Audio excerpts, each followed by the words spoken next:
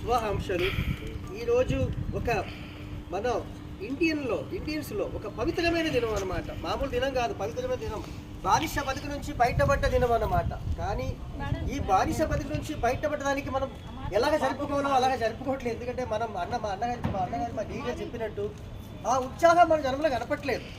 పాతకాలంలో నేను గమనించాను. నేను చిన్నప్పుడు చదివినప్పుడు మా ఊర్లో 60-70 ముసలు కూడా వచ్చి నిలబడతారు. ఎందుకంటే అక్కడ ఆరెంజ్ చాక్లెట్ ఇస్తారు అన్నమాట.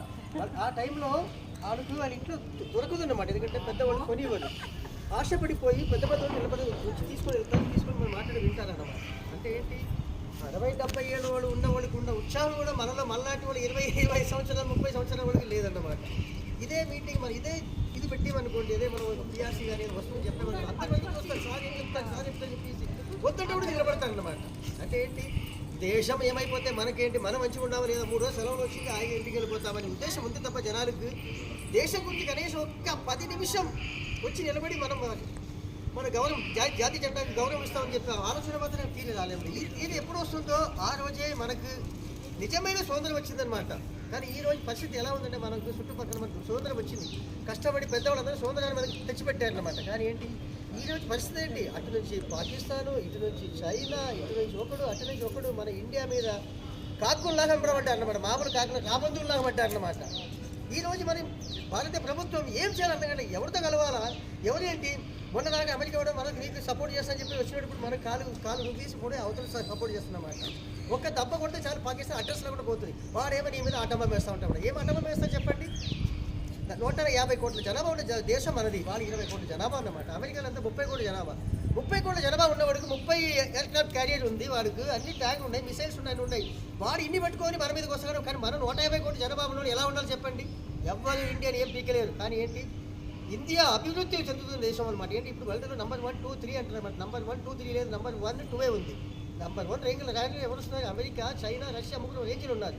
నెంబర్ 2 అంటే ఏంటి, ఇండియా వస్తుందన్నమాట. కానీ ఇదే బై 2030లో ఇండియా నెంబర్ 1 రాబోతుందని ఈ నా కొడుకులు అందరూ లెక్కబెట్టి మనల్ని తొక్కుతున్నారు. మన దొంగ నా కొడుకులు వీళ్ళు అనుకుంటున్నారు. మనకు చూడు, వాళ్ళు తీస్తే ఎంత 30 కోట్లు, 30 కోట్లు, 60 కోట్ల రాయి వస్తుంది. మన దేశం అనుకో 300 కోట్ల రాయి వస్తుంది. 300 కోట్ల రాయి చేతులు మామూలు ఖాళీ రాజు పడు విషయమనుకోండి, ఎవరు అడ్రస్ అవ్వడం పోతాడు అనమాట. అంటే ఆటంబాబు అవసరం లేదు మనకి, ఆటంబాబు అవసరం లేదు మనకి. మనకున్న జనాభాకు ప్రస్తుతానికి ఉన్న స్టాటిస్టిక్ లెవెల్ చూస్తుంటే ప్రతి కంట్రీలో ముసలి ఉన్నారు. అది ఓల్డ్ మ్యాన్స్. జపాన్లో చూడండి ముసలు 60-70 ఏళ్ళు ముసలు అంటారు. చైనా కూడా ముసలు అంటారు. చైనా కూడా ఇంతకు ఏమైనా పిల్లలు కంటే సంతానం అనమాట.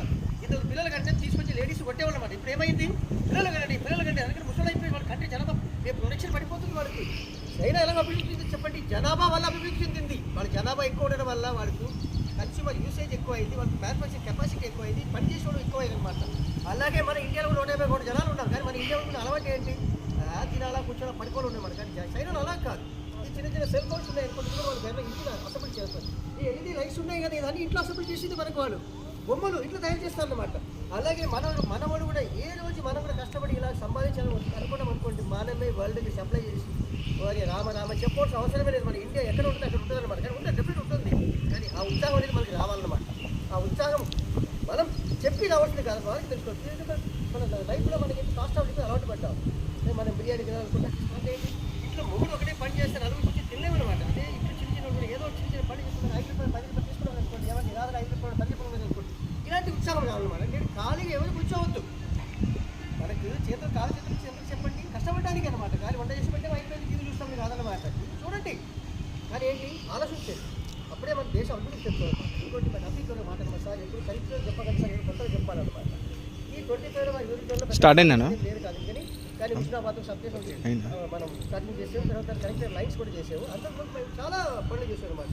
అంటే ఏంటి, మనం తెలంగాణ ఫార్మేషన్ అయిన తర్వాత అప్పుడు మనకు డిమాండ్ ఎంత 5,070 మెగావాట్స్ అన్నమాట. ఈరోజు వితిన్ 10 ఇయర్స్లో మనం 70,000 మెగావాట్స్ రీచ్ అయ్యాం. అంటే 3 టైమ్స్ మనం రీచ్ అయ్యాం. అందరూ మనం ఇది ఏడుపు, అబ్బాయి బోర్డు ఉడికి జీతాలు ఎక్కువ. కానీ మేము ఎక్కడ ఉండాలి నాకు కొడక, నువ్వు బాగా చెప్పడానికి దొంగ నా కొడక. 5,700 ఎక్కడ, 17,000 ఎక్కడ, 3 రెట్లు పెరిగాం. అంటే ఏంటి, మాకు 3 రెట్లు జీతం ఉండాలి కదా మాకు కూడా కష్టపడేవాడికి. ఒక లైన్లో పోతాడు, కరెంట్ ముట్టుకుంటాడు. దాని మరి అంటే చెప్తాను వాడు కూర్చొని చెప్పడానికి అన్ని బాగుంటుంది అనమాట. వర్షం పడింది ఎక్కడ కరెంట్ ఆగొద్దు అని పోయేవాడు పోతాడు, లైన్ మీద పోతాడు, పోలీసు చేయబడితే పట్టకుండా పోతాడు అనమాట. వాడికి ఎవరు ఇస్తారు చెప్పండి, ఏ డిపార్ట్మెంట్ ఉన్నా పోలీసు వాడికి అన్ని ఇచ్చారు కాపాడుకోవడానికి. మనకేమి ఇచ్చాడబ్బా, పోతే మనం కోటి రూపాయలు ఇన్సూరెన్స్ కూడా ఒక పాప చనిపోవడం రాలేదన్నమాట. సానుభూతి కూడా లేదు. ఇంతమంది డిపార్ట్మెంట్ మనకు ఒక కోటి రూపాయలు ఇవ్వలేవు చెప్పండి. వాడు ఇవ్వకపోతే పోయి ఇన్సూరెన్స్ కంప్లైంట్ ఇవ్వకపోతే పోయి మనం కూడా ఇవ్వలేదా? ఎంత వేల కోట్లు ఆస్తి మనకు ఉంది, 8,000 కోట్లు. ఇది సామ్రాజ్యం మనది, ఎలక్ట్రిక్ సామ్రాజ్యం. మామూలుగా చెప్పండి 60,000 ఎంప్లాయీస్ ఉన్నారు. ఒక్కొక్క రూపాయి వెళ్తాడు నా కొడుకు వాళ్ళకి ఒక కోటి రూపాయలు వచ్చి ఆ ఉత్సాహం రాదన్నమాట. ఎవడో బ్యాంక్ వాడు ఇస్తేనే వస్తుందని చెప్పి టైఅప్ చేసుకుని పోతారన్నమాట. మాట్లాడడం కాదనమాట. ఎవరో ముందు చూడాలన్నమాట. మేనేజ్మెంట్ ఏం చేసి ఎప్పుడు చూడండి, మొన్న ఎవరో చికాచి చనిపోయారనమాట. వాళ్ళకి ప్రభుత్వం ఏం చెప్పింది, కోటి రూపాయలు ఇస్తారనమాట.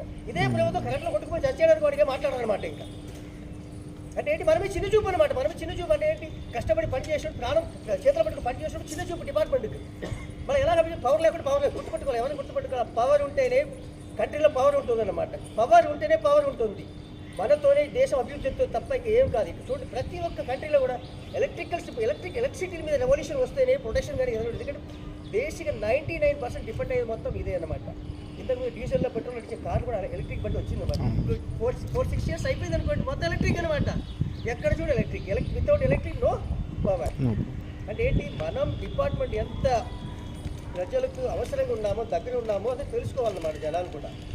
కాబట్టి మన డిపార్ట్మెంట్ ఎంప్లాయీస్ కూడా చాలా కష్టపడి పనిచేస్తున్నారు. ఎందుకంటే చిన్న తెలంగాణ ఫామ్ అయిన తర్వాత తెలంగాణ పోతుందని చెప్పి అందరూ చాలా మంది కబుర్లు చెప్పారు అనమాట. ఇప్పుడు ఏమైతే మనల్ని చూసి తెలంగాణ ఇండియాలో నెంబర్ 1 అవుతుందని చెప్పేసి కళలు కన్నారనమాట. కళ కాదు, నిజమైపోయింది అనమాట. తెలంగాణ నిజంగా చెప్పాలంటే అభివృద్ధిలో మనమే నెంబర్ 1. చూడండి, మెడిసిన్స్ హైదరాబాద్లో తయారవుతుంది. ఇదే బ్రహ్మాస్త్రం మొన్న ఏషియన్ దెబ్బ పట నేషన్ అనమాట. ఎక్కడ తయారవుతుంది చెప్పండి, మన హైదరాబాద్లో తయారవుతుంది అన్నమాట. ఎవరికి తెలియదు చాలా మంది బ్రహ్మాస్త్రం. ఈ డబ్బాయికి మొత్తం వరల్డ్ చక్కెర ఉంటుంది అనమాట. చైనా కూడా డబ్బాయి పారిపోయాడు అనమాట. ఒక ఒకటి సగం అయిపోయింది అనమాట. ఏంటి, ఇది కూడా ఇక్కడ తయారవుతుంది. ప్లస్ మెడికల్ ఫార్మాస్యూటికల్ కంపెనీస్ కానీ ఐటీ హబ్ కూడా గుట్టలు కట్టి చూడండి. ఇంగ్లాండ్ చచ్చిపోయింది. మన ఫ్లైట్లో వెళ్ళి పైన కింద చూస్తే హైటెక్ సిటీ అవుట్ కొడితే ఎలా ఉంటుంది తెలుసా మీకు? మన అమెరికా పనికి రావడం అట్లా కనిపిస్తుంది అనమాట మనకి. అంటే ఏంటి, హైదరాబాద్లో ఉన్న సౌకర్యము, తర్వాత ఈ వాతావరణము, ఈ క్లైమేట్, ఇక్కడ ఉన్న మనుషులు చెప్పాలంటే కొంచెం చెప్పాలి. మనుషులు ఇక్కడ ఉన్నవాడు మంచివాడు అనమాట. అంటే మంచివాడు ఉన్న చోట్లనే బతకడానికి వచ్చినవాడు సేఫ్గా ఉంటాడు అనమాట. ఏదో చెట్టు పడితే అమెరికా పోయామనుకుంటారు. మరి ఏం చెప్తారు తెలియదు. రోజు మన కడుపులో ఉంటుంది అన్నమాట. ఇక్కడ అలా కాదు. మనం హైదరాబాద్ అంటే మంచి నగరం.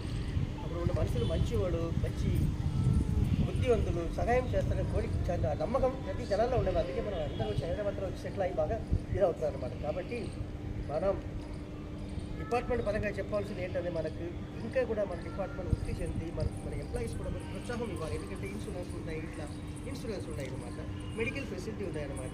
మెడికల్ ఫెసిలిటీస్ కొన్ని చోట్ల ఏమైతే అన్లిమిటెడ్ ఇచ్చారన్నమాట.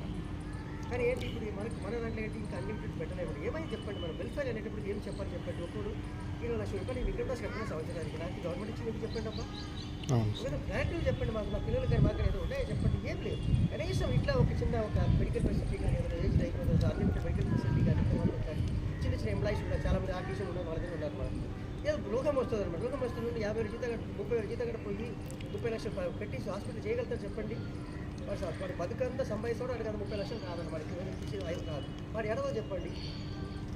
కాబట్టి ఈ మెడికల్ కానీ తర్వాత కొన్ని సౌకర్యాలు కల్పించాము. మేనేజ్మెంట్ కూడా కొన్ని సౌకర్యాలు కల్పించారు. ఇప్పుడు చూడండి, ఎవరో కోర్టు కేసు పెడితే వీళ్ళకి కోర్టు కేసు పెట్టారు. దానివల్ల ఏమైపోతుంది, ప్రమోషన్ లేదు, ఏం లేదు. చాలామంది జనాలు రిటైర్ అయిపోతున్నారు, రావాల్సిన ప్రమోషన్ రాకుండా పోతున్నారు అనమాట. అయితే ప్రభుత్వాన్ని కాదనమాట, మన మేనేజ్మెంట్ ఉంది కదా, ఈడే దాన్ని సాగదీస్తున్నారు. కనీసం 3 సంవత్సరాల నుండి లాగుతున్నారు. అంటే ఉన్నవాడికి ఇన్ఛార్జ్ ప్రమోషన్ ఇవ్వడము, లుకౌటర్ ఇవ్వడము, అది ఒక ప్రైవేట్ ఈ సీట్ చూసుకోవాలి, ఆ సీట్ చూసుకోవాలి. ఇప్పుడు మన సీనియర్ అక్కడ సీనియర్ చూసుకొని ఇక్కడ చూసుకోవాలి.